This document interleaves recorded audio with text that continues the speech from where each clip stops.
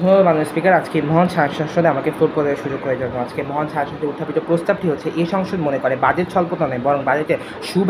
সুব্যবহারই পারে দেশের অর্থনৈতিক দুরবস্থাকে রোধ করতে। যুক্তিসঙ্গত কারণে আমি এবং আমার দল এর বিপক্ষে অবস্থান করছি। মাননীয় স্পিকার, আজকে পুরো বিতর্কটি জুড়ে আমার দলের দলনেতা এবং আমার দলের উপনেতা এসে তিনটি যুক্তিকে ব্যাখ্যা করে দিয়ে গিয়েছেন। তার প্রথমটি হচ্ছে গিয়ে দুর্নীতি হয় বাজেটের অপর্যাপ্ততার কারণে, দ্বিতীয়টি হচ্ছে মানুষের কর্মস্পৃহা হ্রাস পায় বাজেটের অপর্যাপ্ততার কারণে, তৃতীয়টি হচ্ছে বেসরকারি এবং সরকারি হাসপাতালগুলোর মধ্যে একটি মনোপলি তৈরি হয়। মাননীয় স্পিকার, দুর্নীতি হয় বাজেটের অপর্যাপ্ততার কারণে। এর মানে আমরা কী বুঝছি মাননীয় স্পিকার? মাননীয় স্পিকার, আমার দেশের স্বাস্থ্য খাতের জন্য প্রতি বছর সরকার কর্তৃক একটি নির্দিষ্ট বাজেট প্রণয়ন করা হয় মাননীয় স্পিকার, যেই বাজেটের উপর নির্ভর করে আমার দেশের স্বাস্থ্য খাত পরিচালিত হয় এবং সেই বাজেটের উপরে আমার দেশের স্বাস্থ্য খাতের যে বিভিন্ন স্টেক হোল্ডার্সগুলো আছে মাননীয় স্পিকার, সেগুলো পরিচালিত হয়। আমার দেশের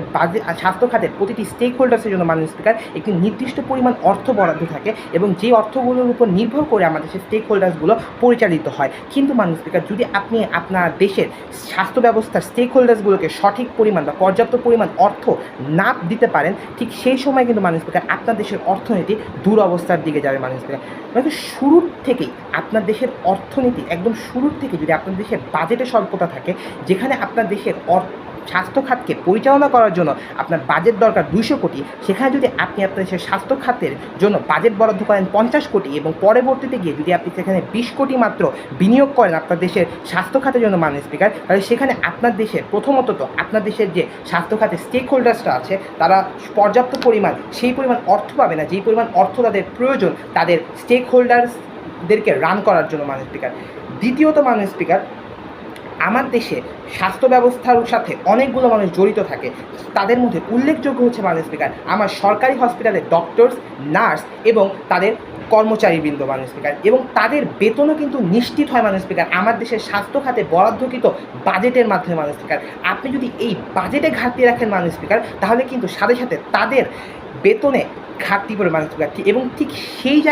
জায়গা থেকে মাননীয় স্পিকার তাদের মাথায় কিন্তু দুর্নীতির চিন্তা আসবে এবং তারা কিন্তু দুর্নীতির পথ অবলম্বন করবে।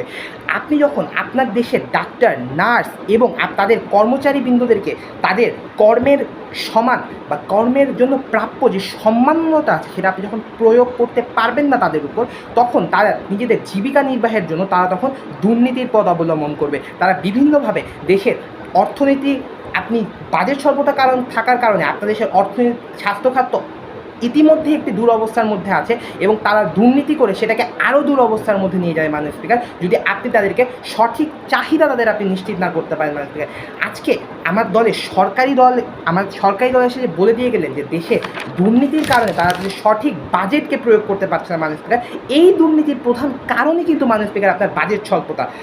আজকে যদি আপনি আপনার দেশের সকল ডক্টরস, সকল নার্স এবং তাদের কর্মচারীবৃন্দদেরকে সঠিক পরিমাণ অর্থ বা তাদের পর্যাপ্ত অর্থ প্রদানে আপনি যদি সক্ষম হতেন এবং সেই পরিমাণ বাজেট যদি আপনার কাছে থাকতো মাননীয় স্পিকার, তাহলে আপনার দেশের যে ডক্টরসরা আছে বা আপনার দেশের যে মেধাবী ডাক্তারসরা আছে, যারা আপনার দেশকে অনেক দিন আপনার সরকারি হসপিটালকে সেবা দেওয়ার কথা ছিল, যেই সকল দক্ষ নার্সরা আছে, যেই সকল দক্ষ কর্মচারীবৃন্দরা আছে, তাদের কিন্তু মাননীয় স্পিকার বেসরকারি হসপিটালের দিকে ধাবিত হওয়া লাগতো না বা দেশের বাহিরে পাড়ি জমানোর প্রয়োজন পড়তো না মাননীয় স্পিকার।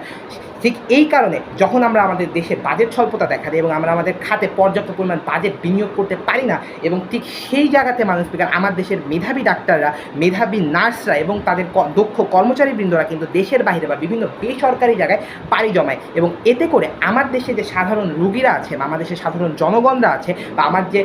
সরকারের স্বাস্থ্য ব্যবস্থা সেটা ব্যাপকভাবে ক্ষতিগ্রস্ত হয় মাননীয় স্পিকার। এই সব কিছু শুরুই হয় মাননীয় স্পিকার আপনার বাজেট স্বল্পতার কারণে মাননীয় স্পিকার। আপনার যে দুর্নীতির একটি মনোপলি আমরা দেখতে পারি আমাদের স্বাস্থ্য ব্যবস্থায়, তার কিন্তু প্রধান কারণই আপনার বাজেট স্বল্পতা। কারণ আপনার দেশের নার্সরা এবং আপনার দেশের ডাক্তারসরা, তাদের কর্মচারীবৃন্দরা তারা সঠিকভাবে নিজেদের বেতনটাই পাচ্ছে না মাননীয় স্পিকার। এদিকে তো আপনার দেশের হসপিটালগুলোকে পরিচালনা করার জন্য বিদ্যুতের বিল রয়েছে মাননীয় স্পিকার, আপনার রুগীদের যে খাবার দাবারের খরচ রয়েছে মাননীয় স্পিকার, সেগুলো তারা কোথার থেকে দিবে মাননীয় স্পিকার, যেখানে তারা নিজেদের বেতনটাই ঠিকঠাকভাবে পাচ্ছে না মাননীয় স্পিকার। সেখানে আপনি আপনার দেশের স্বাস্থ্য ব্যবস্থার কীভাবে দুর্নীতিমুক্তভাবে সৎ পথে আপনি আপনার দেশের স্বাস্থ্য ব্যবস্থাকে পরিচালনা করবেন এবং আপনার দেশের স্বাস্থ্য ব্যবস্থাকে আপনি একটি অনন্য উচ্চতায় নিয়ে যাবেন মাননীয় স্পিকার, এটা আমার সরকারি দলের কাছে প্রশ্ন রয়ে গেল। এবং আজকে আমাদের দ্বিতীয় যুক্তিটি হলো গিয়ে মানুষের কর্মস্পৃহা হ্রাস পাচ্ছে আমার দেশে বাজেট স্বল্পতার কারণে। ঠিক যেই কথাটা মাননীয় স্পিকার আমি আজকে বলে দিয়ে গেলাম, আজকে আমার দেশের নার্স, ডক্টর এবং তাদের যে কর্মচারীবৃন্দরা আছে তাদের কিন্তু তাদের কাজটা সঠিকভাবে পরিচালনা করার কথা ছিল মাননীয় স্পিকার, এবং তাদের কিন্তু তাদের যে